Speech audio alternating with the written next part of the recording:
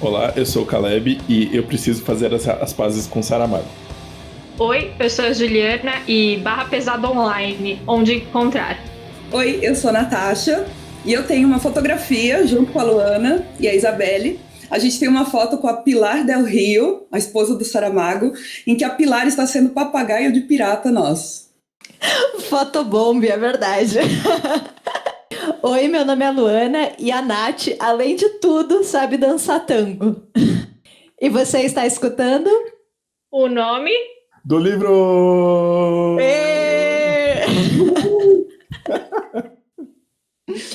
Mais um episódio aqui da série O Nome do Leitor, ou O Nome da Leitora. E hoje a gente trouxe uma das minhas pessoas favoritas no mundo. Vou deixar a Nath se apresentar. Nath, para quem não te conhece, quem é você, como faz para te seguir, canal no YouTube, fale todas as suas redes aí. Olá, pessoas! Eu sou a Natasha, este não é o Redemoinhando, este é o nome do livro. Eu tenho um canal no YouTube chamado Redemoinhando, estou no Instagram também, @Redemoinhando. No canal eu falo sobre livros, adoro conversar sobre isso, sou professora também de História, de Filosofia. E muito obrigada a vocês por me receberem aqui no podcast, que eu adoro, escuto sempre que eu posso. Não tenho muito tempo livre, mas de vez em quando eu consigo escutar um ou outro episódio e sempre pego dicas maravilhosas com vocês. E menos tempo agora na pandemia, né, Nath? Nath estava comentando aqui com a gente dos percalços aí dos professores nesse momento e a situação está bem difícil, né? Esse ensino remoto está sugando as nossas almas, basicamente, mas estamos tentando sobreviver, né? A gente está se virando, a gente tenta fazer o melhor possível pelos alunos. Então, se você for pai, mãe de aluno, tenha um pouquinho de paciência, tanto com seu filho quanto com os professores, porque está todo mundo se esforçando muito para manter um mínimo de rotina, de normalidade e não atrasar a nossa vida inteira. Mas estamos nos esforçando. Sobre essa questão do tempo, eu vejo a Nath no Twitter e eu acho engraçado quando ela planeja o dia e acorda às 7 da manhã e até o meio-dia ela já tinha feito 250 coisas. Então é legal acompanhar também, dá para acompanhar a Nath no Twitter. Rainha da organização. Eu estou redemoinhando também. Eu sou muito matutina, então eu acordo tipo 5 da manhã sem precisar de despertador, porque é minha rotina, né? Acordo normal. Só que... E a hora que eu mais produzo. Então, tipo, eu acordo às 5 da manhã, eu vou pro computador preparar a aula, preparar a atividade, paro, sei lá, umas 8 da manhã, tomo café da manhã e vou até umas 11h30, meio-dia.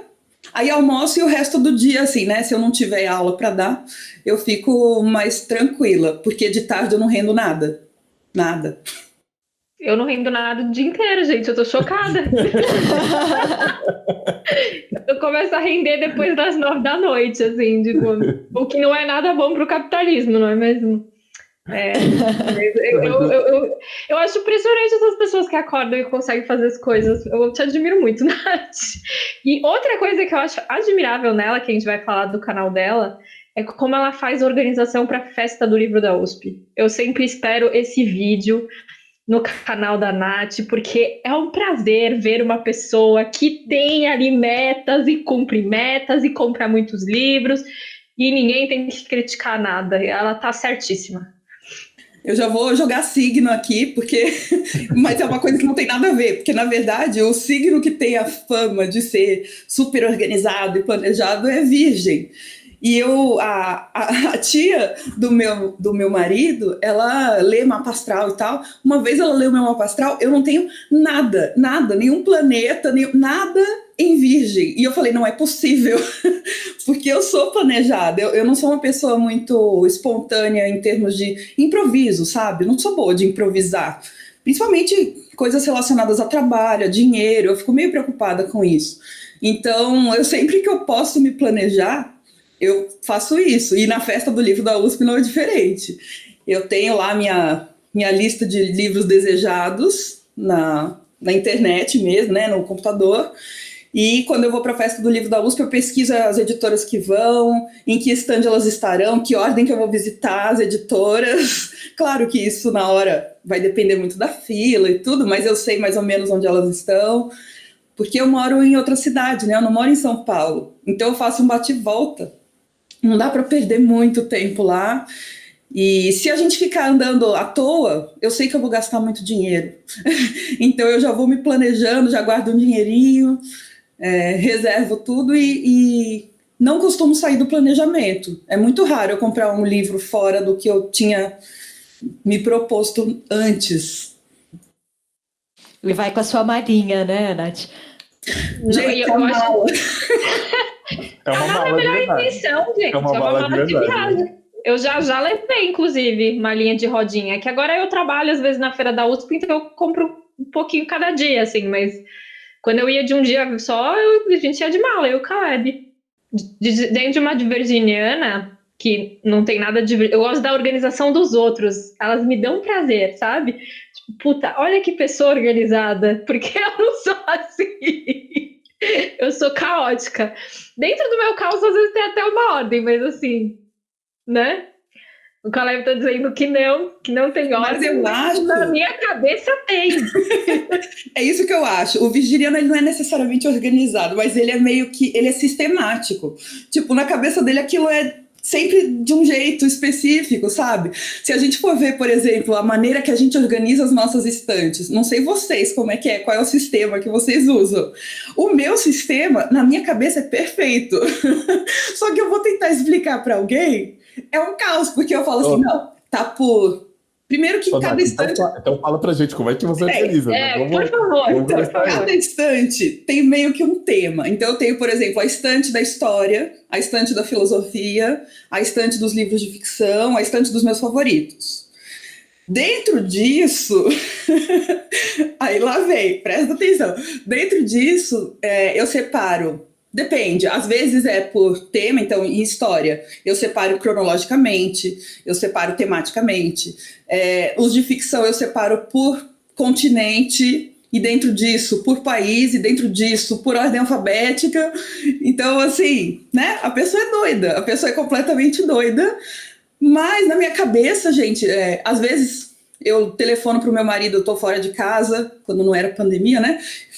Mas atualmente não é o nosso caso. Mas às vezes eu precisava de um livro, do nome de um livro, do nome de um livro, e eu ligava pro meu marido e falava assim, por favor, pega na estante tal, tá na terceira prateleira, mais ou menos no meio, você vai achar o livro. Tipo assim, eu sei onde tá. Só que para ninguém mais isso faz sentido, só para mim. Não, eu estava fazendo um alinhamento do RPG, de RPG, e eu ia começar a propor essa pergunta para as pessoas aqui nesse quadro, o nome do leitor, como que as pessoas são, né? Eu acho que você entra em lawful evil, porque, tipo, lawful neutral é tipo, separa por tema e beleza, é que você já coloca mais coisa, assim, então eu acho que é um pouquinho mais difícil de achar, mas o pior de todos é quem escolhe como é que é o nome? O evil. Tamanho. Por tamanho. Ah, não. É muito esquisito por tamanho. Assim, eu entendo quem escolhe por cor, mas por mim, cor eu não respeito. Eu não ia achar nada. Por cor eu acho que vale se você vai tirar uma foto bonita pro Instagram. Só isso, assim. O resto não. Assim, o resto não dá, cara. Não, esse é o Chaotic Evil. Esse não dá, cara. Eu acho que a gente tem que respeitar a organização dos outros, desde que não seja por cor. Aí eu acho que não merece respeito mesmo. Mas tamanho também não faz nenhum sentido. Eu não tinha pensado nessa. E eu fico assim, mas assim, desculpa a pergunta aqui meio inocente aqui. Mas é tamanho do livro ou tamanho de largura do livro? Tamanho do livro, de altura. De altura. Seria muito melhor se fosse largura. Saca? Ia fazer sentido total, assim, maluco. Assim, são pessoas que têm toque de ver a estante com os livros, cada um com altura, entendeu? Eles querem retidão. Entendi. Eu acho que a falta da retidão moral da nossa sociedade obriga as pessoas a terem algo que elas possam controlar, entendeu? Não, entendi. Tudo bem. Não vou entrar mais. Fica muito confuso, assim. Eu só quero dar parabéns pra Nath. Tá, assim, então esse eu dou o organização é maravilhosa, assim. Maravilhosa. O primo do Caleb, uma vez, o primo do Caleb também é historiador, E uma vez ele foi na livraria que a gente trabalhava e falava: como que vocês não organizam os livros de história por período? Isso não faz nenhum sentido. Eu dei uma risada pra ele assim, falei, cara, não dá, velho. Deve ter algum sentido por trás, mas para o historiador é muito estranho você não organizar cronologicamente. Ele ficou muito inconformado, assim. E do tipo, sabe quando alguém te fala uma coisa óbvia? Assim, do tipo, não, mas como assim? Sabe, tipo, todo mundo sabe que é assim. E você ficou olhando, eu fiquei olhando pra ele e falei, cara, não tem como, velho. Isso ali não dá. Vamos na nossa viagem do tempo aqui, então? Nath, a gente queria saber como que foi, assim, o seu início como leitora? Você foi uma criança que lia bastante, seus pais liam, como é que era na escola, como é que era a pequena Nath? Já tinha planilhas de Excel organizando leituras, como é que era? Pequena Nath era mais tranquila nessa questão, mas eu sempre gostei de ler. Eu venho de uma família muito privilegiada nesse sentido, assim, de ter acesso à educação, uma educação de muita qualidade, acesso a livros, né, a eventos de cultura, arte. Eu estava vendo no Twitter esses dias o pessoal falar sobre o privilégio que é você ter pais formados na universidade, né? E meu pai e minha mãe são formados, meu pai é médico, minha mãe é dentista, e meus 2 avós são formados na universidade também. Então, já rola uma tradição na minha família meio intelectual, assim, embora eles não sejam pessoas da área de humanas. Meus 2 avós são do ITA, então eles são engenheiros. O meu pai é médico, minha mãe é dentista. Então, assim, eles gostam de ler, meu pai e minha mãe gostam muito de ler, e sempre tivemos muitos livros em casa. Mas eu devo muito, então, a esse meu cenário familiar, que sempre foi muito, muito cheio de livros, revistas. Meu pai é muito nerd, ele adora ficção científica, e a minha mãe, eu acho que ela mais recentemente pegou um gosto assim, um gosto não, um vício pela leitura, igual a gente tem, que ela não consegue ficar sem um livro. Então eu faço um rodízio com a minha mãe agora de livros, e às vezes chega na minha avó também. Se a gente acha que o livro é legal para minha avó ler, a gente passa para ela e fica fazendo essa troca, que é sempre muito bom, porque a gente acaba conversando, né, tendo com quem conversar. Mas, no geral, o que eu lembro muito é de eu admirar pessoas que liam. Então, eu acho que eu comecei a ler muito por uma questão estética, talvez, de achar lindo ver pessoas lendo. Eu achava aquilo muito bonito. Tipo, como é que a pessoa conseguia se entreter olhando para um livro, basicamente. E aquilo me encantava. Na escola que eu frequentei tinha uma biblioteca que a gente... até no horário de aula era levado lá, tinha contação de histórias, a gente fazia desenho, eu gostava muito de desenhar.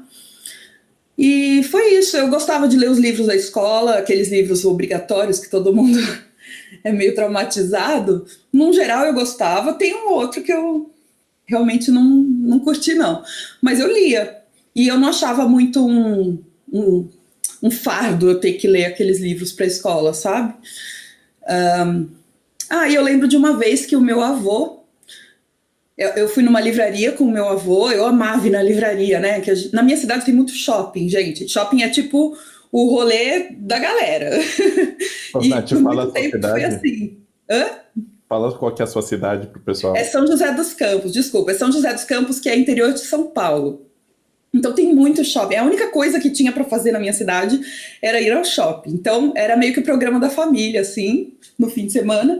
A gente ia na livraria e eu sempre ficava de olho em algum livro. E um que me marcou foi um livro de mitologia, tipo, o livro de ouro da mitologia, eu acho. E eu fiquei assim com ele, né, agarrada, e meu avô falou assim: mas você vai ler? A pergunta que não quer calar, né? Mas você vai ler? E aí eu falei: eu vou ler. E eu lembro que o livro era R$50, que na época era muito caro. Ainda é caro, mas era muito caro.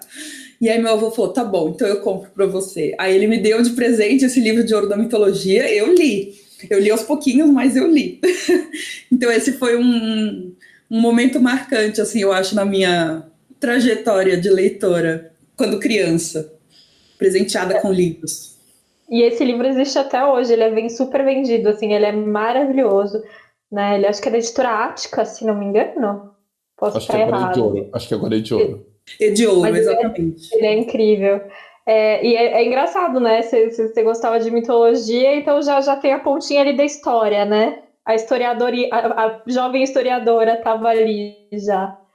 Gente, eu dizia que eu queria ser médica por influência do meu pai, né? Assim, eu talvez gostasse de ser médica, mas chegou no ensino fundamental, eu conheci uma professora de história que fez a minha cabeça explodir, entendeu?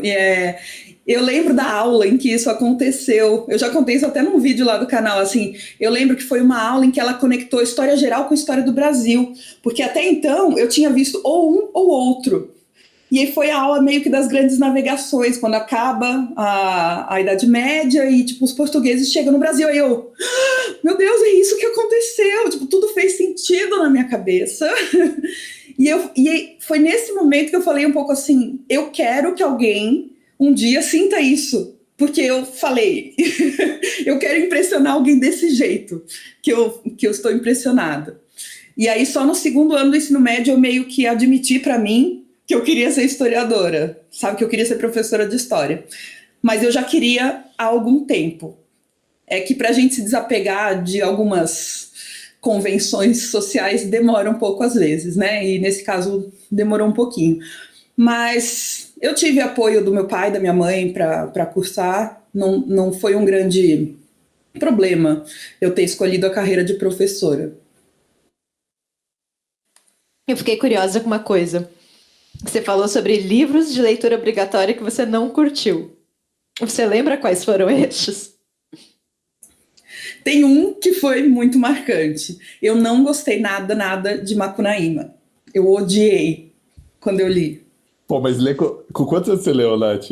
Então, eu li, eu acho que eu devia ter uns 14, 15 anos. Nossa, Eu acho um crime, né? é um crime. É um crime. exatamente assim. É um crime. Acho que ninguém tem repertório para isso, né? Assim, você não.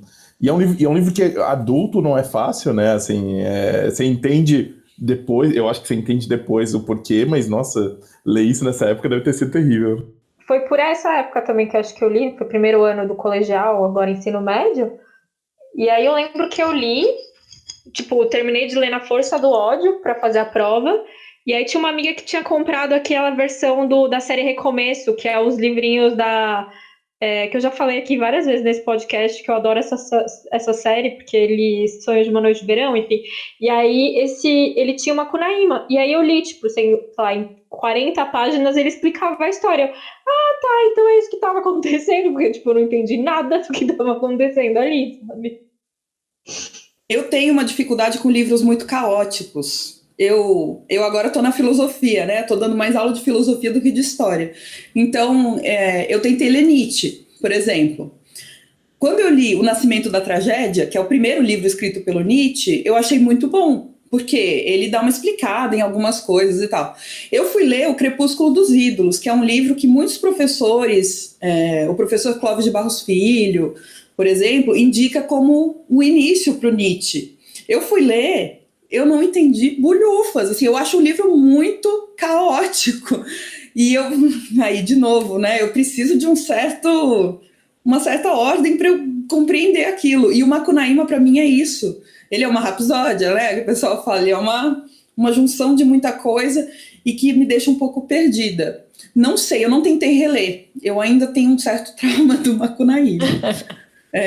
Mas outro que eu lembro, por exemplo, Machado de Assis, eu achava difícil. Eu gostava, ainda hoje, eu intelectualmente gosto muito do Machado. Eu acho tudo que ele faz genial. Só que ele não me toca num nível emocional muito profundo, entendeu? Mas o Machado eu gosto. Eu lembro que eu li Brás Cubas e na universidade, todas as matérias que eu podia, eu peguei na letras. Sabe, todas as que eu podia pegar optativas, assim, fora do departamento, eu peguei na literatura. E uma das matérias que eu fiz foi Literatura Brasileira 4, eu acho, né, que é Machado de Assis. E a gente leu Dom Casmurro, a gente leu... Nossa, tentei ler Esaú e Jacó, não foi de jeito nenhum. Foi um dos poucos livros obrigatórios que eu não li na minha vida, porque não consegui. Esse eu não consegui. Achei chato. Ô, Nath, você falou o meu difícil nessa época também, acho que o primeiro colegial, ou oitava, foi o Dom Casmurro. Eu tive muita dificuldade para ler, questão da linguagem, não peguei tanto, mas um pouco mais para frente ainda na escola, ainda o Memórias Póstumas. Só que o que me ajudou, eu tenho uma lembrança que eu vi uma peça, a gente foi numa peça que era, assim, fazia num horário, né, pra gente que estudava, assim, e nossa, foi um... Mas eu achei engraçado isso que você falou do Machado, porque eu tenho essa questão também, assim, né, de intelectualmente reconhecer, mas às vezes não vai, né, não sei se... Eu preciso voltar a ler, mas também não me pega dessa forma, assim, de uma forma afetiva, vamos dizer assim. Isso acontece comigo também com os russos clássicos, sabe? Tipo Dostoiévski, Tolstói. Eu consigo reconhecer o valor deles, eu sei que eles são muito bons, que eles são brilhantes, só que eu não sou levada, igual eu sou pela literatura latino-americana, pela literatura portuguesa, por exemplo. Eu me sinto muito mais envolvida emocionalmente falando.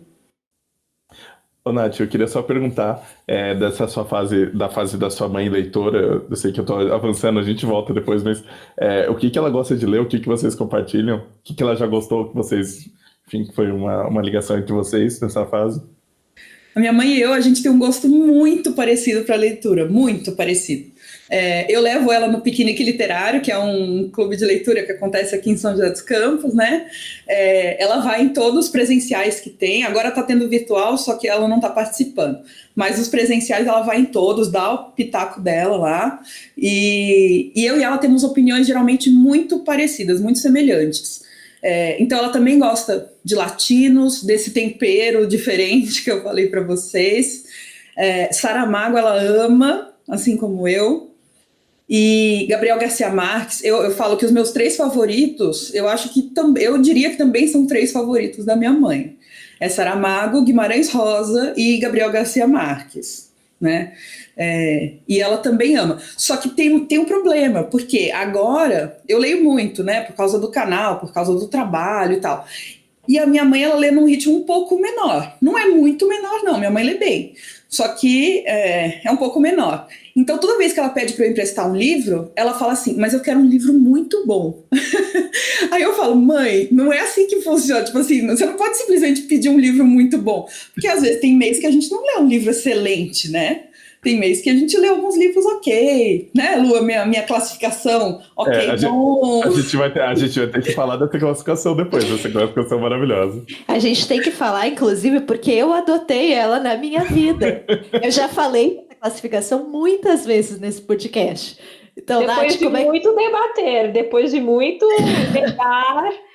Sim, é verdade. Eu tive problemas, porque eu sou uma pessoa de exatas, né? As coisas, quando elas vão para um nível de abstração muito grande, eu tenho certos problemas, mas a Nath me convenceu que essa é a melhor classificação possível. Então, Nath, compartilha com as pessoas como que você classifica os livros. Gente, a Lua negava esse meu sistema, ela me zoava todo dia.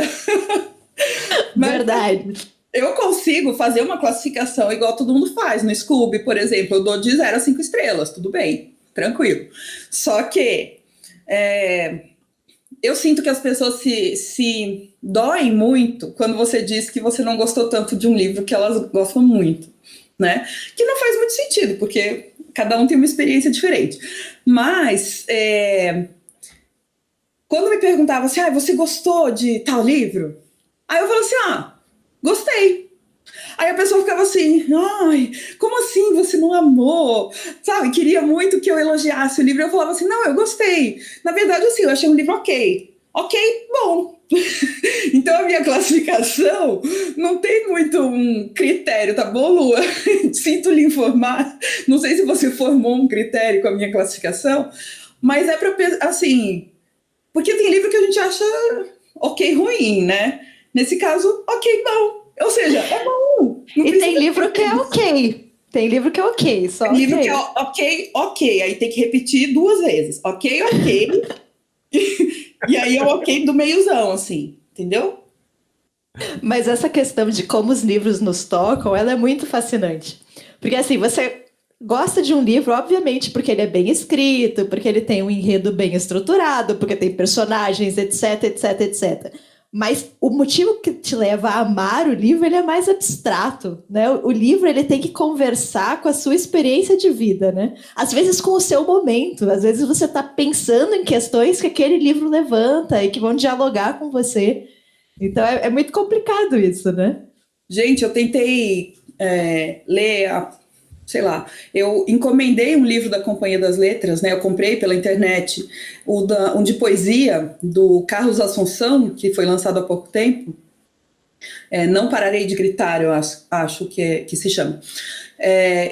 E é um livro sobre poesia de resistência, poesia de identidade. O autor é negro, ele é mais velho. Então, assim, é uma poesia que eu não tenho muito contato.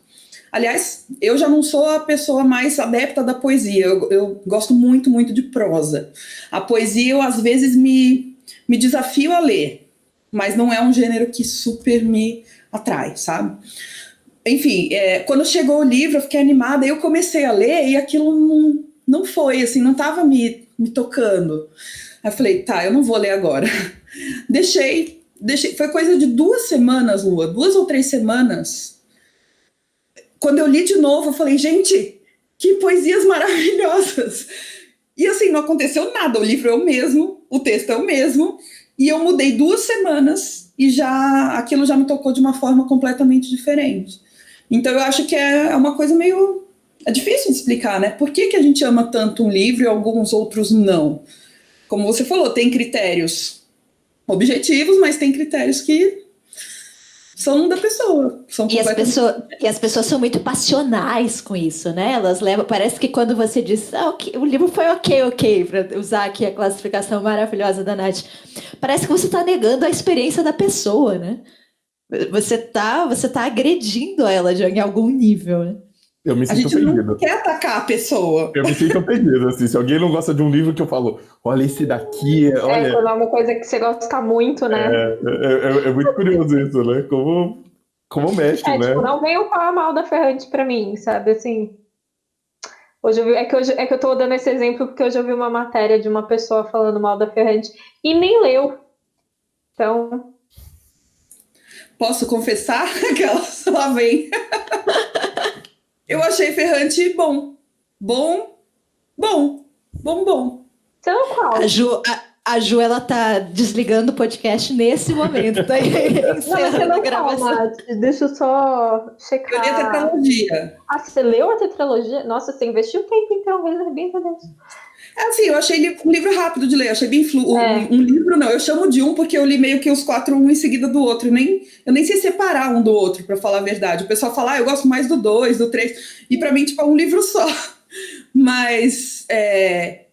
eu não tive a febre Ferrante. Eu gostei. Eu me senti entretida na hora que eu li. Eu achei bem escrito. Achei os personagens interessantes. A ambientação muito interessante. Só que foi isso. Entendeu? Não foi um livro que me fez ficar refletindo. Porque eu sei que isso acontece com muita gente, né? Com a Ferrante. Tipo, é um livro que você fica mastigando e você fica pensando nos personagens. E comigo isso não aconteceu. E eu não sei por quê. Eu queria muito que tivesse acontecido. Não aconteceu porque você leu errado. Porque você não entendeu. Você não entendeu o livro. Provavelmente. Quando eu encontro pessoas como a Ju, que são muito apaixonadas por Ferrante, eu pergunto assim, me explica. Tipo, me explica por que você é tão apaixonada. Mas toda vez que eu falo por que que eu gosto, as pessoas ficam, nossa, mas você gosta pelos motivos errados. Porque eu gosto muito, principalmente do primeiro, pela ambientação. Ela monta certinho aquele pós-guerra ali na Itália, aquela confusão toda que tá acontecendo, aquela máfia que tá surgindo. Eu acho aquilo incrível. E é, tipo, dentro do bairro, aquela violência, tipo... Sabe? Eu acho isso sensacional. Aí no terceiro tem a questão dos sindicatos. É maravilhoso. Assim, ó, pra não dizer que eu não lembro muito da ordem, eu lembro que eu gostei bastante do começo, tipo, do primeiro, e do final. Eu achei que ela fechou muito bem a tetralogia, assim. Quando eu finalizei, eu fiquei muito satisfeita com o final que ela deu. E esse começo, eu gostei da narração da infância, e pra mim, o forte dos livros são a ambientação. Eu gosto do jeito que a Helena Ferrante construiu na nossa cabeça toda aquela todo aquele lugar, né, do qual ela trata. Para mim, Ela são faz os muito bem, pontos né? mais positivos da tetralogia, no caso, né? É que parece que pra mim, assim, por isso que eu tô falando, pra mim parece que a Itália e Nápoles, né, mais especificamente, é um personagem, né? Ali no primeiro ele é muito importante, no segundo nem tanto, que é a hora que que elas vão pra praia, aquela coisa toda. E aí no terceiro, tipo, volta a ser importante, né? Porque tem uma questão política ali, essa questão sindical e tal. Eu acho isso que é essa evolução mesmo da história da Itália, assim, eu acho bem impressionante. Mas aí as pessoas falam, assim, eu entendo as pessoas falando né, dos outros. A gente fez um episódio com a Tati, eu vejo a Tati falando sobre o Ferrante e eu fico assim, tipo, chocada. E concordo com absolutamente tudo que ela disse, mas eu vi essas coisas? Talvez não, sabe? É O da outro Tati tipo eu de ainda tô leitura. devendo de ouvir, tá na minha lista, da Tati e da Luara. Eu ouvi um do Humberto, adorei, O Velho e o Mar, e eu quero, porque eu quero muito gostar da Ferrante, mas foi aquela coisa, na leitura, na minha experiência de leitura, não foi explosivo. Talvez depois, sei lá, se alguém falar alguma coisa que me desperte para algo que eu não senti na hora, que eu não vi na hora, pode ser que eu mude de ideia. Mas na leitura em si, eu simplesmente me senti entretida. Eu gostei da É um leitura. novelão, é um bom novelão, assim. Isso, é tipo um novelão. E a minha mãe leu também e achou a mesma coisa. Mas Eu é acho. isso, né? É um novelão que tem camadas. Que nem, tipo, eu fiz uma. A Tati, né, que fez o podcast, ela tá fazendo, por conta do doutorado dela, uns clubes de leitura. E aí ela foi falando, e ela começa a falar das referências, e porque a Ferrante também escreveu um livro chama Franto Maglia, que ela fala de várias influências dela como autora e tal. E é uma autora muito que sai citando um monte de gente, assim. Então, ela cita Inferno de Dante e tal. E são coisas que eu não li. E aí a Tati falando, eu falei, mano, olha isso, eu preciso reler para tentar pescar essas coisas. Porque para mim é um novelão que sim, me entreteu e eu gosto e torcia para as personagens e tal, mas eu gostava dessa parte histórica. Para mim, eu cheguei nesses dois níveis também. Assim, eu acho a parte histórica ainda pequena em relação ao enredo, entendeu? Eu acho que o enredo é o foco dela e a parte histórica tá ali no fundinho, mas não me chamou tanto a atenção quanto eu achava que chamaria. Mas é isso, né? Acho que os livros realmente tocam a gente de forma diferente. E tá tudo bem você ter gostado do livro só como entretenimento também. Né? Não, ele só me entreteve. Ok, eu acho que essa é a principal função dos livros mesmo. É para isso que a gente lê, na maioria das vezes. Para isso que a gente lê. Não, e eu acho tão engraçado como as pessoas são reativas em relação a isso, que eu comecei a brincar falando que as pessoas estão erradas, né? Eu falo isso muito, assim, não, você tá errado. Eu falei isso, inclusive, uma vez nos stories do podcast em relação ao Oceano no Fim do Caminho. E algumas pessoas falaram, nossa, não gostei desse livro. Eu falei, não, você tá errado. E as pessoas, não, você não pode falar isso. Eu tô brincando, gente. É óbvio que vocês não estão errados. Não é uma questão de entender ou não o livro, ou estar certo ou estar errado. É só como que a experiência da leitura te toca mesmo, né? Mas eu acho que tem uma coisa fascinante que eu adoro quando alguém fala do tipo, Ferrante ou outro, por que você gostou? Eu adoro ver a empolgação, sabe? Porque é isso, às vezes tem N motivos, e para mim, e eu acho que isso tem até a ver com um clube de leitura, assim, sabe? De alguém falar, e você fala, pô, que legal. Assim, sabe? Tipo, eu acho fascinante isso, assim, sabe? Da pessoa que fica empolgada e fala, porque quando eu gosto de alguma coisa, eu também sou assim, né? Eu sou super passional, né? Tipo, e eu fiquei pensando só uma coisa, Nath, nas suas indicações, na sua do ok, que esse ok, ele serve para quem você está falando. Por exemplo, sei lá, você vai indicar um livro para a Lua. Você conhece ela mais ou menos ou não? Ou ele é tipo para o geral, assim? Geralmente eu faço essa classificação mais qualitativa do que quantitativa quando a pessoa me pergunta sobre algum livro que ela já leu. Tipo assim, então, para ela entender mais ou menos qual foi o meu sentimento em relação àquele livro, sabe? Mas para indicar, porque muita gente procura a gente, né, que tem canal no YouTube sobre livros, podcast e tal, procura a gente para pedir indicação. E é muito comum a pessoa falar assim, chegar para você, me indica um livro. Aí eu, tipo, calma, amigo, não é assim que funciona. Você precisa me explicar um pouquinho quem é você, o que você gosta de ler. Aí eu falo assim, me fala uns 3 livros que você gosta, né, que você, sei lá, favorito. Aí a pessoa fala, tá, então é mais ou menos por aqui. Aí eu indico um livro. A gente fala de um jeito para as pessoas que a gente conhece, ou a gente conhece mais ou menos o gosto das pessoas, né? Conversando. Então, tipo, o meu gosto, por exemplo, o meu da Lu não são tão parecidos, mas aí, tipo, talvez um livro que eu achei ok, ela vai achar, tipo, bom, sabe? Você já sabe, né? Do tipo, não, eu achei ok, mas ela vai achar bom, porque, enfim, ela gosta desse tipo de narrativa, assim, sabe? Exatamente. E no meu canal eu procuro fazer isso. Por exemplo, tem livros que... eu li recentemente Um Defeito de Cor, que é um livro favorito de muita gente. E eu achei um livro bom. Entendeu? Eu acho que tem muito valor histórico, acho que tem muita pesquisa legal ali, tem partes da narrativa que são excelentes, só que eu, particularmente, acho um livro muito grande. Eu não sou uma pessoa que gosta de ficar muito tempo presa num livro, então eu tenho dificuldade com calhamaço, por exemplo, me obrigo a pegar de vez em quando também, mas e nesse caso eu faço muita questão de deixar claro que você pode gostar. Assim, eu gostei bastante. Acho que é um livro que tem defeitos, não é um livro que me tocou muito profundamente, por vários motivos, mas pode te tocar. Então, assim, eu recomendo esse livro. Se você gosta de um livro mais ou menos assim, que conta a jornada de uma pessoa, que conta... Aí eu explico, né? Mais ou menos do enredo, dos personagens e tal. E falo, se você curtiu isso que eu falei sobre o livro, dá uma chance para esse livro.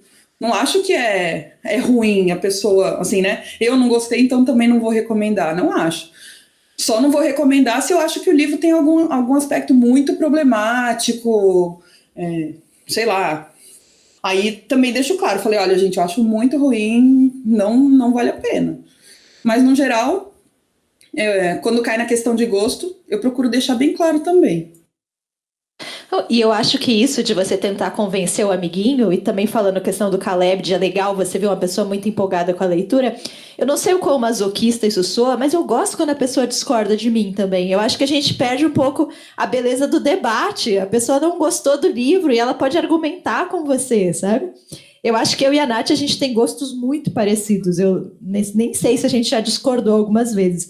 Mas eu tenho uma outra amiga que a gente discorda sempre. E eu amo quando ela lê os livros que eu já li, assim, por essa experiência do, tá bom, vai lá, me provoca, me irrita, fala aí o que você não gostou, deixa eu te, né? Vamos discutir aqui. É legal também, né? Acho que as pessoas querem tudo muito homogêneo sempre, né? Eu gosto muito dessa discórdia, desse aspecto da discórdia, sempre, né? Com respeito, tudo. E me lembrou uma frase do Saramago, inclusive, eu acho, que é dele, atribuída a ele, não tenho certeza, mas que ele fala assim, que você tentar convencer é você tentar colonizar o outro.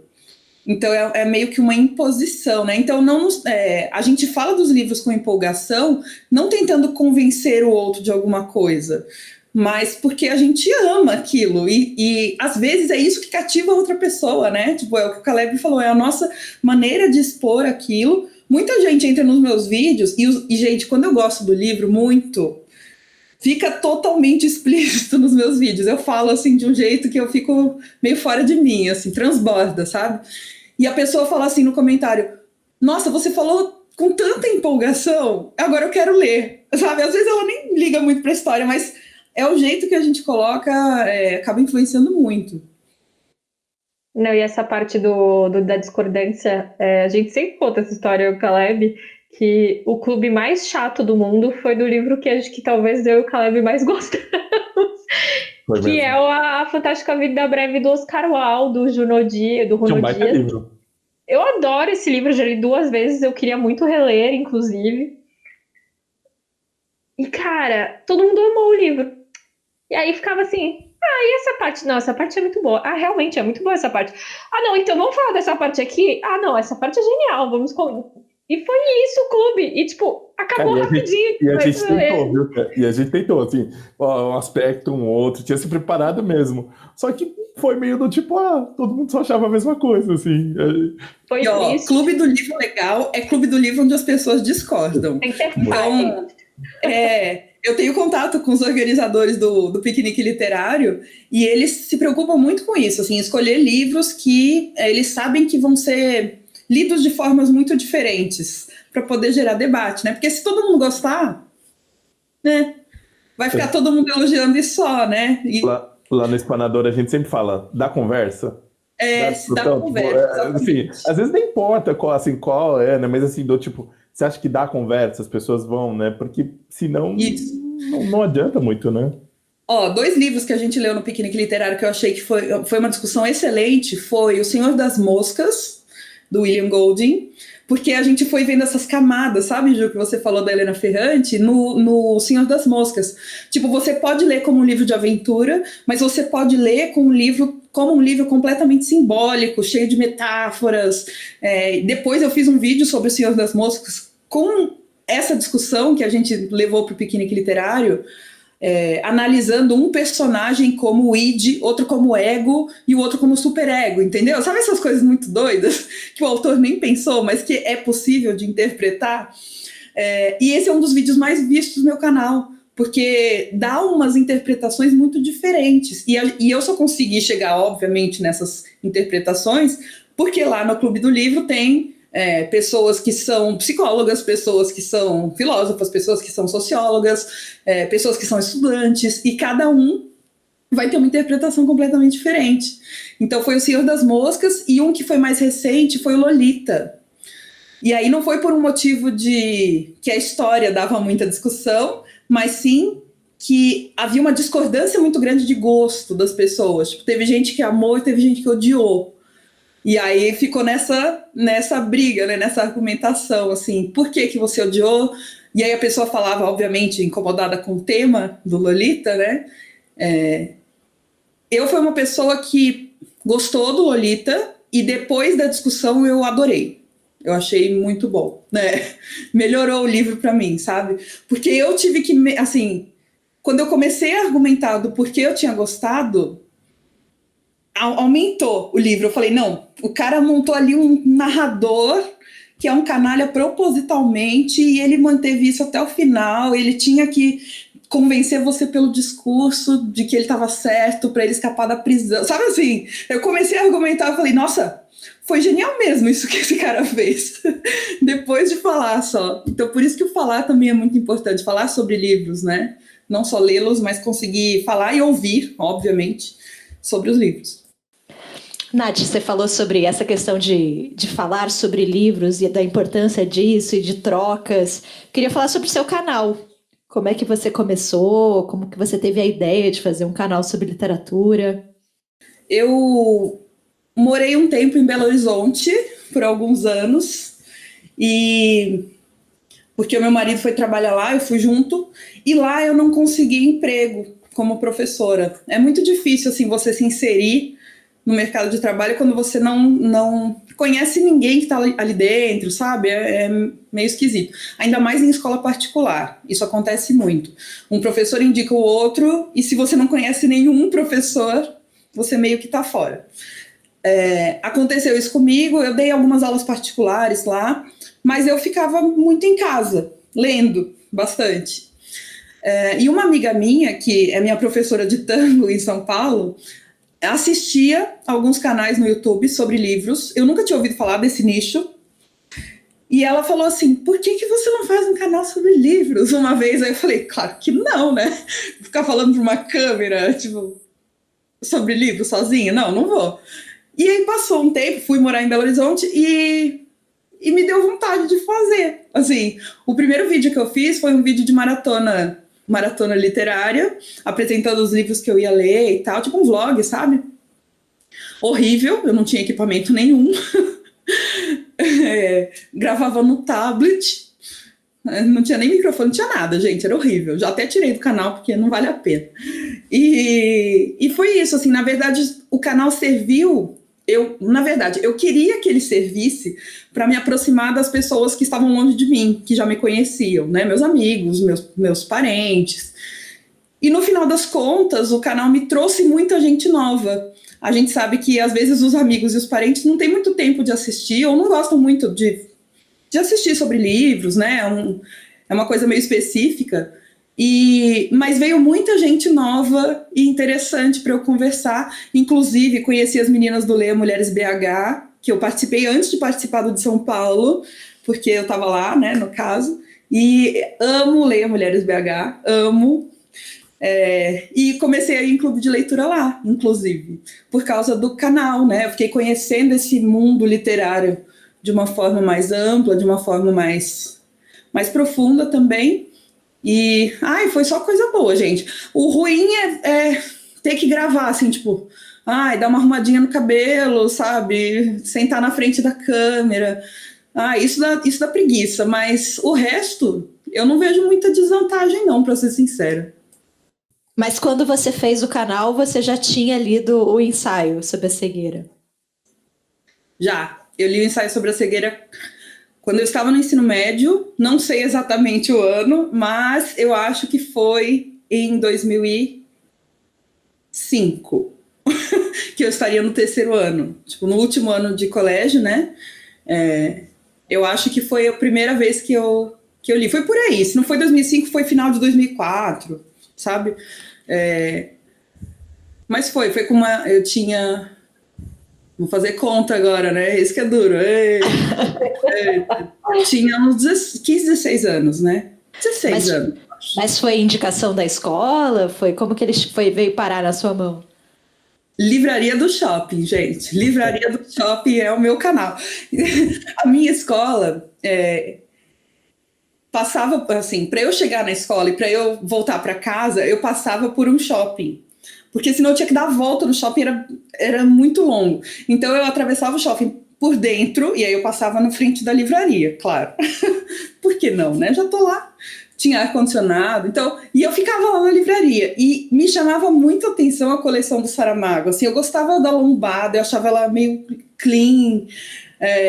E aí eu pegava aqueles livros, eu não entendia direito as capas. Aí eu falava, nossa, que doideira, né? Essa arte aqui na capa. E aí eu comecei a ler a sinopse, comecei a ler a orelha, e eu fiquei muito fascinada pela premissa desse livro. Foi o que me enganchou mesmo, assim, foi o que me chamou a atenção. Eu falei, gente, eu preciso entender o que é essa história, o que ele quer contar com isso. E eu comecei a ler, tipo, o primeiro parágrafo, que já tem aquela linguagem que a gente conhece, né? Mas, gente, eu amei. Não foi, assim, rolou um estranhamento, mas foi um estranhamento de encontro, sabe? Tipo assim, gente, eu encontrei alguém que conta uma história de um jeito que eu tô gostando muito de ouvir. Eu acho a linguagem do Saramago, que é a dificuldade de muita gente, eu entendo por quê, 100% eu entendo por quê, mas para mim é uma linguagem muito fluida, muito dinâmica. Essa coisa do não ter travessão, por exemplo, né, para indicar fala. Na vida não tem travessão, uma pessoa vai falando por cima da outra, na vida é vírgula, entendeu? A gente às vezes se atropela e um emenda a conversa no outro. Então, para mim, faz muito, muito sentido a maneira como ele trabalha a linguagem. E isso me pegou tudo. Tipo, a sinopse me pegou, então a historinha que ele queria contar, o primeiro parágrafo me pegou, que é o momento que o cara tá no trânsito, né, e cega, de repente, que no filme também é muito icônico, assim, é muito parecido com o do livro, e a linguagem. Aí eu apaixonei pelo livro, só que era caro, era bem caro. Como ainda é o do Saramago, né? Os do Saramago não baixam o preço, gente. Não adianta você ficar monitorando o preço, que sempre é a mesma coisa. A gente já tentou aqui. E eu ficava assim, namorando o livro. E eu comecei a namorar o meu marido no ensino médio. E ele ficou sabendo que eu gostei muito desse livro. E aí ele comprou para mim. Então é um livro que eu tenho, inclusive, a dedicatória do meu marido. Tipo, é uma dedicatória muito simples. É para Natasha, um beijo, Ian, só isso. Mas, tipo, eu ainda tenho esse amor pelo exemplar que eu tenho, entendeu? Então é toda uma experiência para mim esse livro. Não é só a história, não são só os personagens, é tudo que ele significou para mim. Só para fazer uma introdução aqui, então acho que a gente vai começar a falar do livro, né? A Nath escolheu, a gente pediu para ela escolher um livro que tenha marcado a trajetória dela de leitora e ela escolheu o Ensaio sobre a Cegueira. Sinceramente, era exatamente o livro que eu estava esperando que a Nath escolhesse.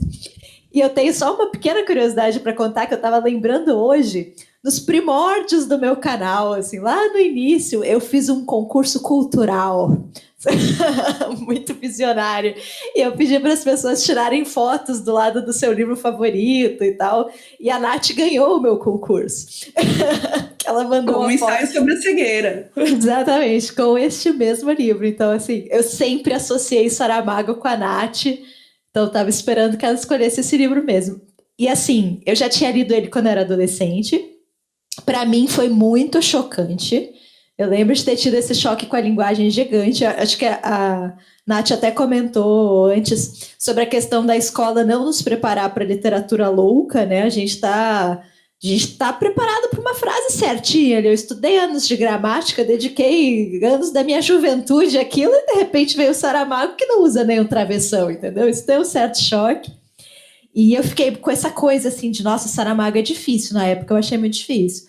Mas agora eu li, e engraçado, eu tive essa sensação da Nath, assim, de não conseguir parar de ler, de ser uma coisa muito fluida mesmo, e não conseguir parar, assim, aquela questão de você estar na cama, falar, não, só vou ler mais um pouquinho, e aí de repente você leu muito, muito tempo. Eu tive um momento da leitura que eu parei, e aí eu fiquei uns dias sem pegar no livro, depois acho que a gente pode falar sobre isso. Acho que eu sei qual é. Provavelmente todas as pessoas que já leram sabem qual é a parte. Mas assim, a linguagem para mim dessa vez foi bem mais tranquila. Eu fiquei bem impressionada com isso, assim. Mas eu queria falar sobre essa trajetória que vocês falaram, né? Um livro importante que tenha marcado a minha trajetória. É esse o mote do livro que vocês pedem para a gente escolher.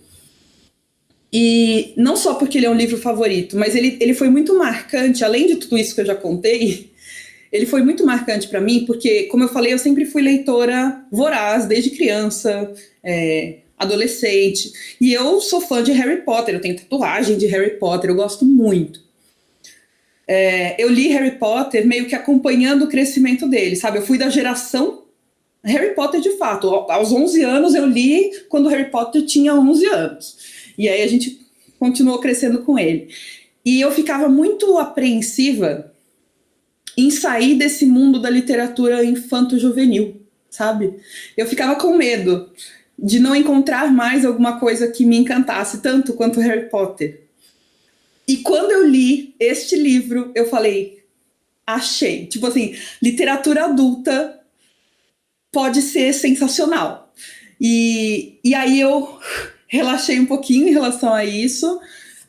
Então eu considero que esse livro é a minha transição de criança para adulta, de alguma maneira, por meio da literatura, né? Assim, eu deixo de me preocupar em ler livros feitos somente para um público infantil e adolescente e passo a considerar que eu posso ler livros considerados adultos, livros feitos para público adulto, e que isso pode ser tão mágico quanto ler um Harry Potter, entendeu? Por isso que eu escolhi esse livro como o mais importante da minha trajetória.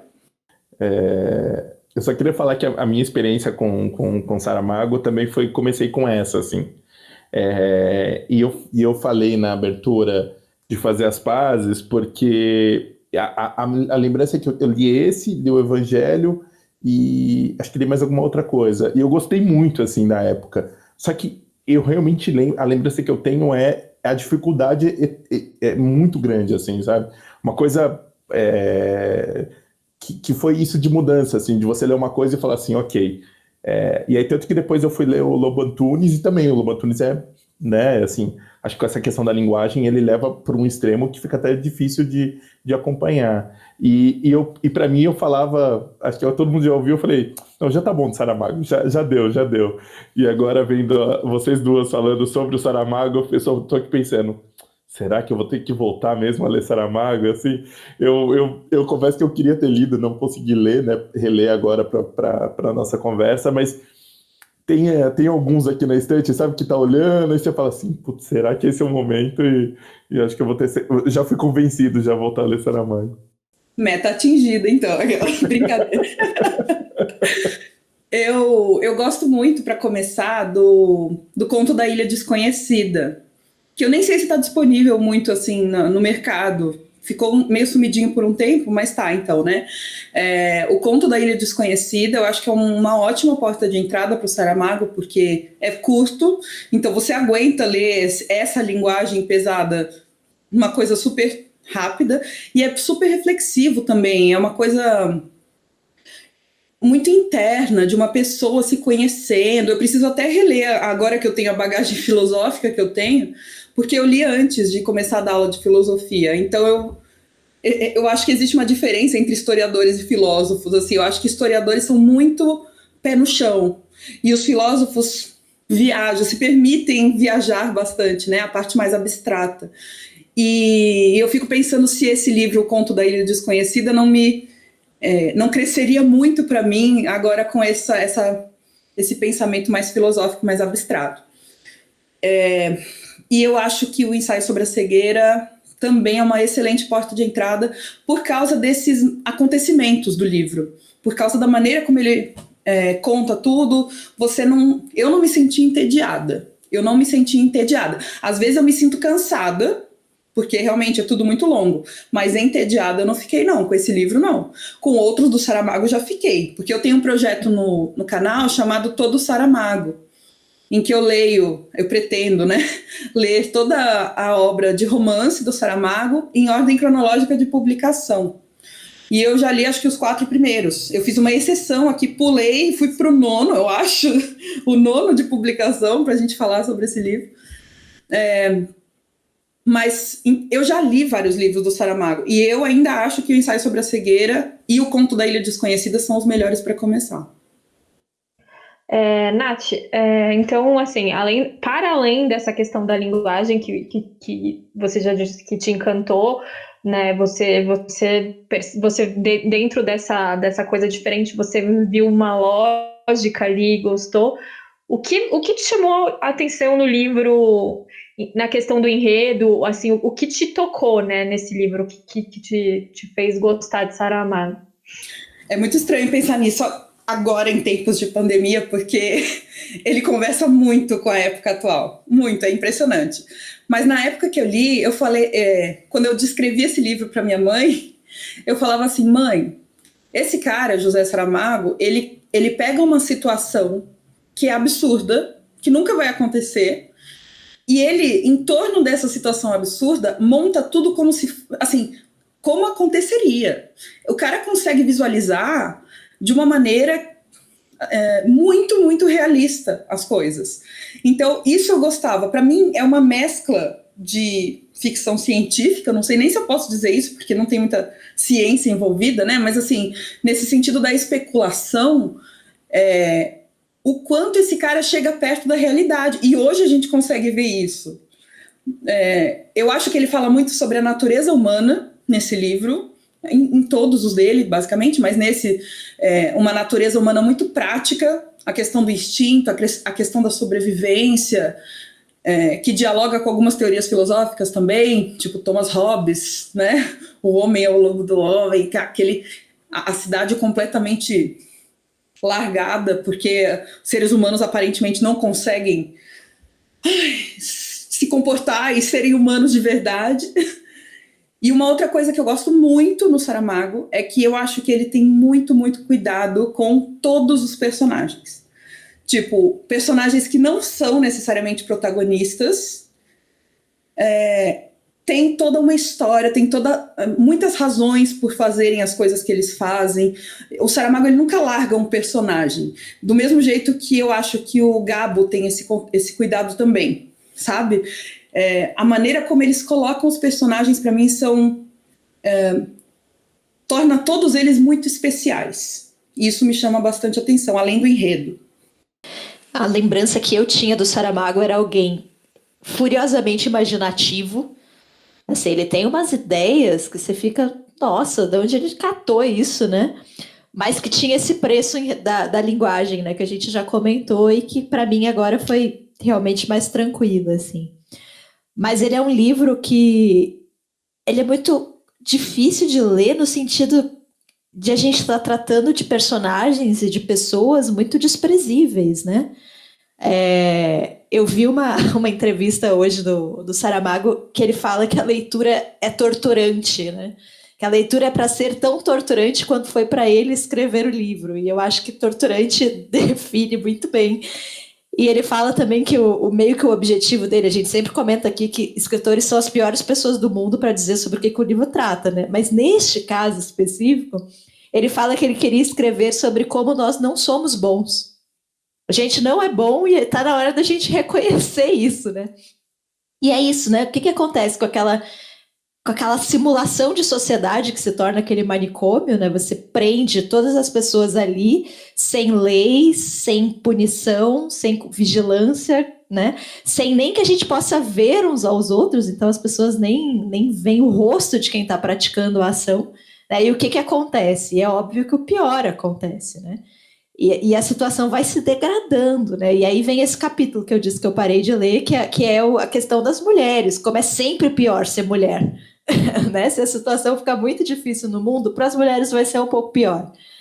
E eu acho que a questão da gente ver esses personagens desprezíveis, mas se identificar com esses personagens desprezíveis, isso que é o pior para mim, porque é a gente ali, né? É essa sensação que a gente tem, ok, a situação é um tanto lá absurda, mas se acontecesse, ia ser exatamente dessa forma, não ia? E isso é muito angustiante. É exatamente assim que eu penso, Lua. Tipo, ele consegue imaginar situações. Você já. Não sei se vocês conhecem a premissa A Jangada de Pedra.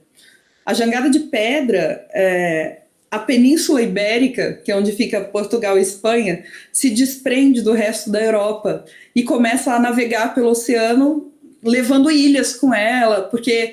E aí você imagina, tipo, que absurdo, né? Só que o que o cara monta em volta de tudo isso, então é o que a Lua falou, furiosamente imaginativo, mas o Saramago, ao mesmo tempo, é um dos caras mais pé no chão que eu consigo me lembrar, porque ele é muito realista, o cara é muito realista, apesar de ser muito imaginativo. É uma meta de vida, assim, para mim, conseguir conciliar essas duas coisas, sabe? Que eu admiro muito, a pessoa conseguir ter esse desprendimento da realidade, ao mesmo tempo estar tão consciente da realidade. Isso para mim faz muita diferença. Eu brinco com os meus alunos quando eu dou Schopenhauer. Schopenhauer é um filósofo conhecido, assim, ele tem a fama de ser pessimista, né? Bastante pessimista, porque ele fala que a vida humana, a condição humana é o sofrimento.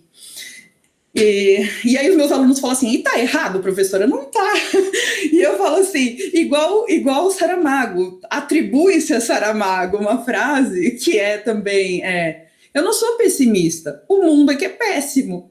E eu super concordo, sabe? Para mim o mundo é péssimo e o cara percebeu. E ele consegue colocar isso no papel de uma forma completamente poética, completamente... Esse livro não é tão poético.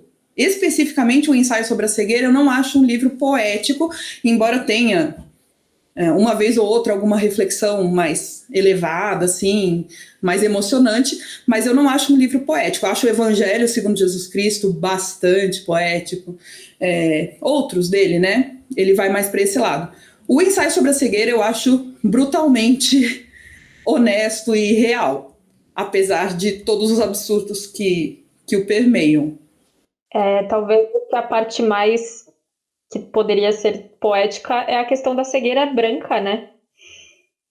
Que você não tá na escuridão, né? Você tá na luz plena, né? Tipo, não sei se faz sentido isso que eu tô falando, mas assim, sabe, é como se eu tivesse sido ofuscado pelo sol, assim, é a luz, né? Tipo, e aí tem a barbárie a partir daí, né? Tem um escritor japonês chamado Junichiro Tanizaki, que foi publicado pela Penguin, né? Penguin Companhia. O livro é Em Louvor da Sombra, é um livro de não ficção. É um ensaio que ele faz sobre como ele acaba contrapondo Ocidente e Oriente, luz e sombra. Ele coloca o Ocidente como sendo a luz e o Oriente como sendo a sombra, no sentido de que o Oriente valoriza nos ambientes, na louça, valoriza as coisas escuras, obscuras. E o Ocidente, principalmente o Ocidente moderno, se você pegar do Iluminismo em diante, esse ofuscamento, essa obsessão pela brancura, pela higiene, pelo limpo, pelo claro. Olha como Saramago é perspicaz, assim. E aí, vindo a bagagem filosófica de novo, que agora eu tenho, e agora com a releitura eu consigo fazer essas conexões. Tem alguns filósofos alemães da escola de Frankfurt, no século XX, que vão fazer uma crítica justamente a isso. Eles vão falar, o Ocidente, apesar de a gente louvar muito conquistas do Iluminismo, no fundo, o Iluminismo formou um monstro, que foi o monstro da razão instrumental, tipo assim, iluminismo é a luz, né, Ju? Você falou da ideia da luz, do ofuscamento. Então, o principal símbolo do iluminismo é a luz que vai nos libertar. Só que você chega no século XX, essa luz que eles estavam esperando é a luz da bomba atômica, entende? É a luz do que explode e que mata um monte de gente. Então, eu acho que, não sei se... Provavelmente não foi uma intenção do Saramago, mas a gente consegue interpretar nesse sentido, tipo, por que é uma cegueira branca? O que isso significa? A gente nunca acha que o excesso de luz é um problema. O excesso de sombra, sim, porque você não enxerga nada, é escuro. Mas e o excesso de luz, né? Ele era comunista, não era? Sim, ele tinha uma opinião política comunista, voltada para o comunismo. Tá, agora fez todo sentido essa questão, porque a luz fez o capitalismo prosperar também, né? A gente pode trabalhar até tarde também, Sim. a gente pode... Então, faz sentido. Então, talvez não seja tão poético assim a cegueira branca. Então, eu retiro o que disse. Mas é que eu acho que é isso, a gente é muito calcado nessa ideia, eu provavelmente também, né, dessa questão do iluminismo mesmo, né, dessa questão de ser, da luz ser muito mais importante do que o escuro assusta, né, a luz não, né, na luz você vê o que tem na frente, né. Essa coisa do espectro político dele, né, do comunismo, tem um livro, o segundo livro que ele escreveu, que é o Levantado do Chão. Ele fala sobre trabalhadores rurais em Portugal, num momento de autoritarismo, eu acho que deve ser o regime do Salazar, agora não me lembro direito. Acho que sim, porque no final tem a Revolução das Rosas lá, né? Mas os trabalhadores protestando e sendo reprimidos por isso. Esse livro também é incrível, só que ele é mais lento do que o Ensaio sobre a Cegueira. Mas se quiser ler alguma coisa que reflita um pouco essa visão política do Saramago, por enquanto, dos que eu li, eu acho que o Levantado do Chão é o mais indicado. Acho que eu concordo com essa ideia do iluminismo e tudo mais, e Nath, esse livro do Tanizaki é excelente, né? Assim, é um ensaio... Eu acho engraçado como ele fala da questão do banheiro, né? Que ele fica chocado que o Ocidente ilumina o banheiro e o banheiro devia ser a coisa mais escura, mas é muito bom mesmo, assim. Nossa, gente, esse livro é muito bom mesmo, e é daqueles que... Porque, assim, a gente tenta variar, eu sei que a Lua faz isso também, a gente tenta variar bastante o país de origem dos autores que a gente lê, porque a gente quer conhecer, né, a visão de mundo de outros lugares. E eu acho que esse do Tanizaki é curto, é um livro muito objetivo, né, Caleb? Assim, o jeito que ele escreve é super direto, e ele traduz uma visão de mundo que você fica, assim, embasbacado, é outra coisa, e ele te joga na cara, o Ocidente é desse jeito, e você fala, cara, real, eu faço parte disso e eu não tinha consciência ainda. Então é muito bom mesmo. Essa questão sobre o Saramago talvez não ser tão poético nesse livro, eu acho que eu concordo, mas ele é muito bom em criar imagens, né? Ele cria símbolos que eu acho muito fortes. A questão da cegueira branca, acho que é um deles. A parte que eles entram na igreja, eu acho sensacional também. Que eles entram na igreja e todos os santos estão ou vendados, ou quando é pintura, eles fizeram uma faixa branca nos olhos dos santos, né? Acho uma imagem muito forte também. E a própria construção de uma personagem feminina que é a única que enxerga. Não que isso seja poético, mas existe um símbolo forte aí, o peso, a responsabilidade de você ser a única pessoa que vê, né? Ela chega a desejar ser cega também, porque é mais confortável, né? Você é cego, cruza os braços, ela, a partir do momento que enxerga, ela pode e ela sente como se ela devesse transformar o mundo num lugar melhor, né? Mas é muito trabalho para uma pessoa só. Então, eu acho que ele é muito bom nisso, assim, nessa construção desses detalhes que tem muito significado, sabe? Concordo, e nessa questão dele construir personagens com muito cuidado, eu sinto que ele tem um cuidado extra quando ele constrói mulheres. Assim, ele sempre cuida de mostrar as mulheres por vários ângulos, inclusive ângulos muito generosos, de alguma maneira. Para mim, as cenas, eu vou falar aqui das cenas do livro, tá bom? Para mim, as cenas do livro que mais me emocionaram foram aquela que é impactante total, é uma cena de violência, e quando acaba, gente, mas eu chorei, eu lembro que a primeira vez que eu li, eu chorei de ficar entupida. Aí falei, não, dessa vez eu estou preparada, né? Aí eu reli e eu chorei igual ou pior da primeira vez, assim, foi muito... me atingiu muito fundo. Mas é a cena, quando elas saem daquela situação, aquilo me emocionou muito a maneira, porque elas chegam todas juntas, carregando uma outra mulher, tipo, é uma coisa muito forte. E a cena que eles chegam em casa e a casa tá toda limpa, na medida do possível, aquilo me deu um alívio. Eu não lembrava dessa parte, eu conversei com a Lua antes. A primeira parte do livro, a primeira metade, eu lembrava de tudo. A segunda metade eu lembrava de quase nada.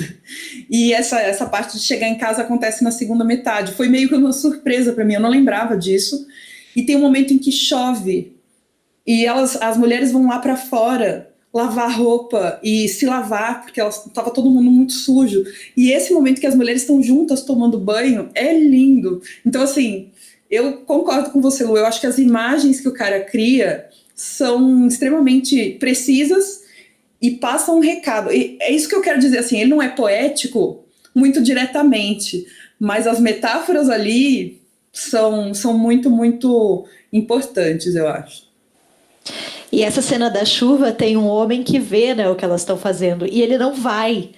Eu acho isso muito forte, não é? Ele entende que ele poderia ter ido e tomar o banho também e participar, mas ele percebe que é um momento das mulheres, né? Que é um momento para elas fazerem aquilo juntas.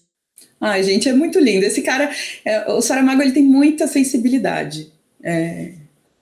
Eu defendo sempre, viu? Caleb, você quer fazer as pazes com o Saramago? Agora é a hora. Faz as pazes com ele merece. Não, já tá feito já, Nath. Você já conseguiu, já tava antes. É porque é curioso isso, né? A Lua falou dessa questão das imagens, né? Dos símbolos. Eu lembro, e aí vocês falando, me recordo algumas sensações.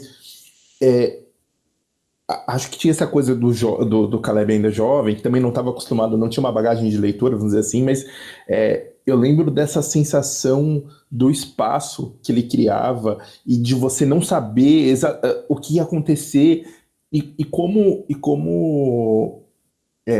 a Lu falou do peso para essa mulher e de como ela ficou com essa responsabilidade do mundo todo nas costas, assim, sabe? Tipo, e eu lembro me veio agora essa sensação do livro, assim, sabe? Tipo, de você estar ali e você sentir como se você tivesse um radar, assim, sabe? A descrição dele, você também não está enxergando, mas você consegue perceber ao redor, assim. É muito... Eu confesso que eu fiquei até emocionado aqui com vocês falando. Eu li o livro e aí a cena dessa violência contra as mulheres foi chegando, né? Que enfim, é uma cena brutal. E aí, quando ela foi começar, eu parei. E eu fiquei uma semana sem pegar no livro, assim. Eu falei, não quero, até aqui tá bom, já dá para gravar um podcast com isso. E aí teve uma hora que eu me obriguei, falei, não, vamos passar por isso. E eu também chorei muito, assim, e eu acho que ele é muito cruel, até no sentido das descrições, assim, ele não poupa a gente de nada, né? Então, se ele vai mostrar a sujeira, ele descreve aquela sujeira e os excrementos, e é horrível, assim. Assim, eu não consigo nem falar, assim, mas é físico, assim. Quando eu leio o livro do Saramago, mexe fisicamente comigo, assim. É algo que me perturba profundamente. E aí, quando ele quer fazer o contrário, quando ele quer fazer, digamos, uma cena que é mais de redenção, eu acho que ele consegue da mesma forma, assim. Eu também, quando eles chegam em casa, eu falo, nossa, que bom, eles mereciam tanto isso, graças a Deus. E essa questão que a Nath comentou, para mim, foi o mesmo também. Eu lembrava muito vividamente de tudo até a metade do livro. E aí, quando eles saem do manicômio, eu falei, nossa, ainda tem metade do romance, quanta coisa aqui que eu não lembro, né? Para mim era tipo uma parte 2 que eu não lembrava de ter lido, assim. Mas aí a gente vai lembrando, né? Na releitura tem isso de interessante, né? Meio que já estava esquecido, aí você lê e fala, ah, é verdade, eles entravam na igreja. Eu sou super favorável a releituras. Eu sei que tem gente que não gosta muito de fazer isso, mas, bom, dependendo do livro também, mas eu acho que tem livros que merecem que a gente revisite em outros momentos, sabe? Talvez o meu sentimento por esse livro mude, não sei. Talvez não, porque tem toda essa história por trás. De mim com esse livro, não exatamente da historinha do enredo do livro, né? Mas de mim com esse livro.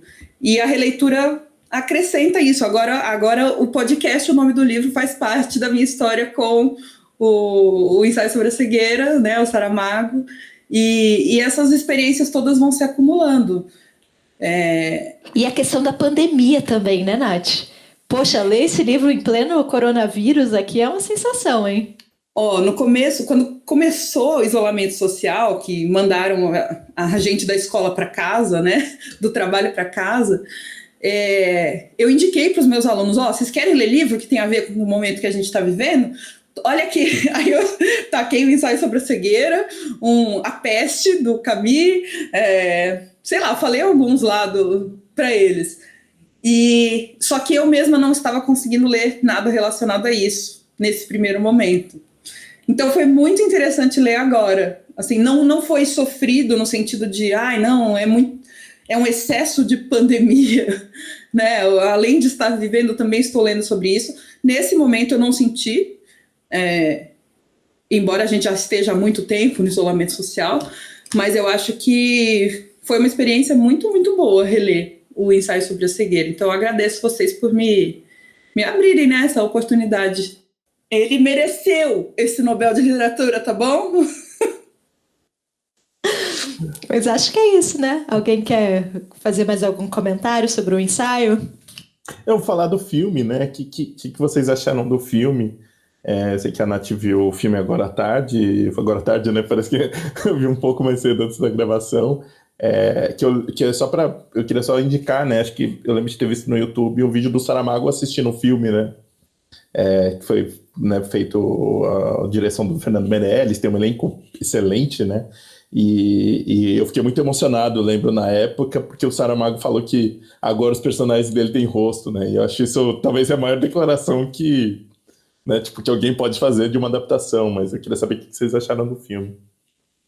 O Saramago tinha um problema com adaptações dos livros dele. Ele não gostava, né?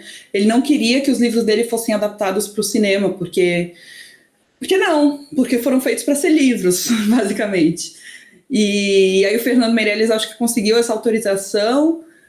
Tem o vídeo do Saramago muito emocionado, né? Depois do fim do filme.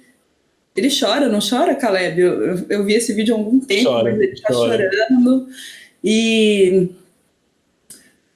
E assim, eu gostei do filme, eu achei muito bem adaptado, muito, muito literal, é super parecido com o livro, embora, para mim, a linguagem do livro faz toda a diferença, mas eu acho que o filme consegue também trazer uma linguagem um pouquinho diferente nas filmagens, assim, na maneira como o diretor escolheu mostrar essa cegueira. Tem muito close nos olhos das pessoas, a parte da brancura aparece de vez em quando nas cenas, para você se sentir um pouco perdido também, um pouco na pele desses cegos. Então eu acho que é um filme que tem muitos méritos. Eu, particularmente, não sou uma pessoa muito fã de filmes, assim, eu não sou cinéfila, como o pessoal diz, né? Eu não sou cinéfila. E eu não tenho uma veia crítica muito grande para filmes, do mesmo jeito que eu tenho para livros. Para os livros eu consigo identificar nuances muito mais do que nos filmes. Então eu, no geral, gostei. Eu achei uma boa adaptação. É que eu acho que é curioso isso de ser uma boa adaptação, porque eu acho que, às vezes, quando você é tão bom nesse sentido quase literal, falta um pouco do filme, né? Da questão do filme, né? Eu tinha visto ele fazia pouco tempo também. Eu gostei bastante, assim, achei isso, bem fiel, né? Pelo menos a lembrança que eu tinha de quando eu vi lá atrás. Mas acho que essa questão da linguagem é fundamental, né? Assim, não teria como fazer isso pro filme, é uma outra questão. Sei lá, pensando que o quanto do filme também aproximou novos leitores, né? Trouxe novos leitores para o Saramago. Mas acho que a questão da linguagem é uma questão. É o pilar assim, principal, né, do Saramago. E assim, a gente está falando de cegueira. Então, um cinema retratar a cegueira, ele depende da imagem diretamente. Então, é muito difícil, né, de você conseguir descrever. O livro é uma descrição oral.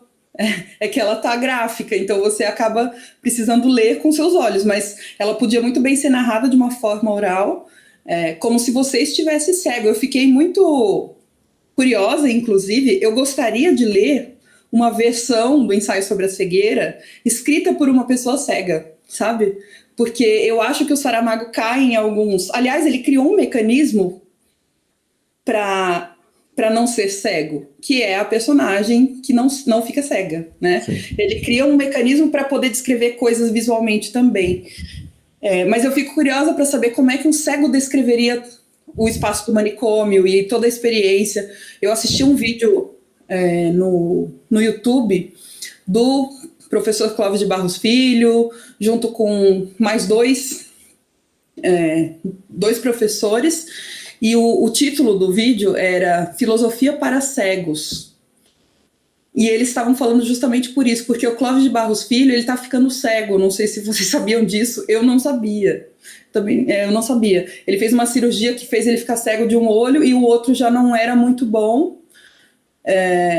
Então a cegueira dele está evoluindo. E ele começou a pensar sobre isso, sobre o quanto a nossa linguagem e as nossas práticas são todas baseadas no ver. E se você for pensar, se o nosso sistema fosse mais acessível para os cegos, não aconteceria esse caos que o Saramago descreveu. Assim, por exemplo, você teria uma maneira de ativar, sei lá, a energia elétrica de uma cidade sem precisar dos seus olhos. Mas não tem, porque a gente depende completamente dos nossos olhos, né? Então eu fico curiosa, assim, eu gostaria que algum cego reescrevesse esse livro, reinterpretasse esse livro. E aí eu queria ouvir num audiobook, eu não queria ler, não. Essa questão do nosso mundo ser estruturado em torno da visão, eu acho que isso está muito presente também na ironia do texto. Porque todos os nossos ditados, todas as nossas práticas têm a ver com o ver, né? E eu acho que ele constrói esse livro que é muito forte, muito impactante, mas que também é muito irônico em alguns momentos, né? Por exemplo, quando já está todo mundo cego, eles estão no meio do manicômio e ele faz, vamos fazer uma votação, quem não quer isso, levanta a mão. E várias vezes, né, quando ele vai, vem cá, vê aqui, vê como, eu sou cego. Então todos os nossos ditados, as nossas formas de falar... É aquele que não quer ver. Ele fala isso, né, algumas vezes. E a gente usa a cegueira como... o Clóvis de Barros Filho fala isso. A cegueira como uma metáfora para falta de razão, para falta de lucidez. E não é, necessariamente. É porque no caso de um mundo onde as pessoas ficam cegas, só que elas estavam completamente apoiadas nos olhos, a pessoa perde todas as referências, né? Mas uma pessoa que já nasce cega, ela não é desprovida de razão. Então a gente tem que pensar por esse lado também, né? Você sabe que o meu pai perdeu a visão faz 10 anos, né? Deficiente visual. E aí ele fala que tem uma questão, entre muitas, né, que eu aprendi com ele nesse tempo, que é uma questão de mobilidade que para o cego é uma bomba, e eu jamais imaginei, assim, que é uma coisa super perigosa, e assim, na nossa época, né, tinha mais, e eu jamais pensei nisso como um elemento, pensando que, sei lá, o cego consegue, né, com a bengala, andar nas calçadas, é um orelhão. Porque o orelhão, ele embaixo é de um jeito e em cima de um outro, assim, e ele falou, assim, e eu fiquei muito chocado quando ele falou isso, que eu falei assim, nossa, eu jamais imaginei que ele falou, você tá andando e do nada você dá uma topada com um negócio que ele não tem nem embaixo, né, tipo, ele é um cano só, E né? na altura da sua cabeça ainda, Exatamente, né? ele falou assim, cara, isso não faz sentido nenhum, assim, e assim, entre inúmeros, né, a gente podia enumerar, mas eu lembro e falei disso e isso era sei lá, um elemento normal da nossa rotina, né, do nosso, visualmente até, né. E é algo muito simples de ser resolvido, né? Com um pouquinho de vontade, é só você construir um objeto com outro formato. Exatamente, assim, exatamente isso. A questão é essa, né, de você pensar além, né, talvez as coisas para essa mudança de mundo e de uma coisa mais acessível, seja somente olhar e pensar, pô, será que, né, pô, as pessoas que enxergam talvez tenham uma facilidade em se adaptar e não o contrário, né, para algumas situações, né? Ou ter mais pessoas que tomem decisões de perfis diversos, né? Sim. Porque se você tivesse alguém ali uma pessoa com deficiência visual, ela poderia dar estoque para a pessoa, né? Falar, esse formato, talvez. Então, acho que é isso, gente. Eu queria, Nath, te agradecer demais por você ter participado. Eu vou recomendar aqui muito, de todo o meu coração, o canal da Nath. Assim, se vocês não conhecem, é o meu canal favorito no YouTube. Eu acho que ninguém no mundo faz resenhas como a Nath.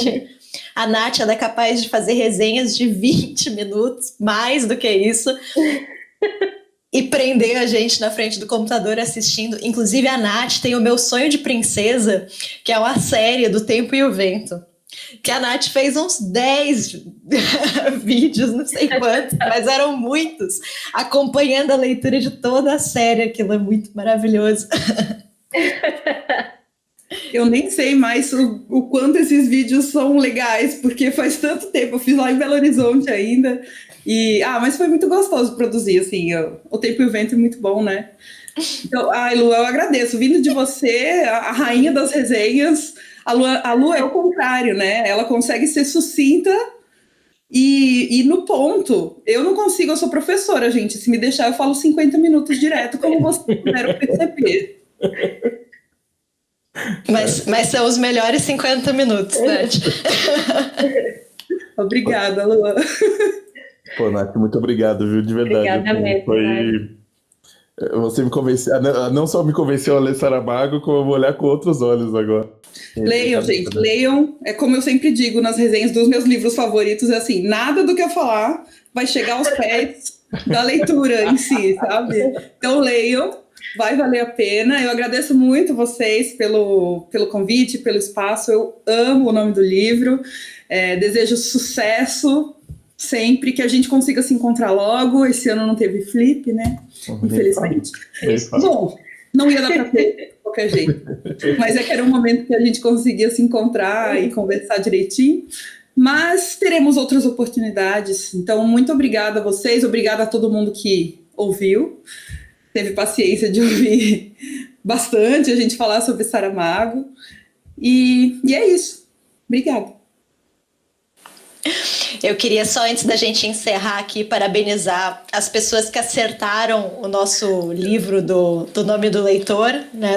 É verdade. Do Will, né? Do Will, que ele escolheu o Crônica de uma Morte Anunciada. E algumas pessoas, elas pediram para eu divulgar aqui como é que tá o score, assim, sabe? Quem que tinha mais vitórias. E eu queria dizer, assim, que eu jamais vou fazer isso, porque eu sou muito contra esse espírito competitivo. Eu acho que nós precisamos ser todos amigos, a competição não nos leva a nada. Dito isso, a Leninha tem 3 vitórias e a Ju, do perfil Juliana B, tem 3 vitórias. Então, elas são o inimigo a ser vencido. E no segundo lugar, a gente tem um empate entre 4 moças, que é a Isa, a Juliana, do perfil Ju Marins Ju, a Lua Lima Verde e a Maju, com 2 vitórias, com 2 acertos. Então, é isso aí, gente. Você acha, Nath, que o seu as pessoas vão acertar com facilidade? Ai, Lua, sim. Eu falei com a Lua assim, gente, o meu é muito fácil de saber. Eu sou um livro aberto. A gente tem um amigo, a Lua e eu, a gente tem um amigo que ele é todo misterioso. Ele some da internet e você não sabe. Ele lê uns livros diferentões, assim, e você não sabe se ele gostou muito, muito ou não, sabe? Aí eu falei, Lua, eu grito aos 4 ventos quais são os meus favoritos. Como? Se a pessoa não acertar, é que ela tem que ganhar um ponto. Aí, ó, tá vendo? A gente queria ser misteriosa, mas a gente não é, né, Nath? Não é, aqui é... A gente fala tudo que a gente quiser na internet e todo mundo ouve. É isso.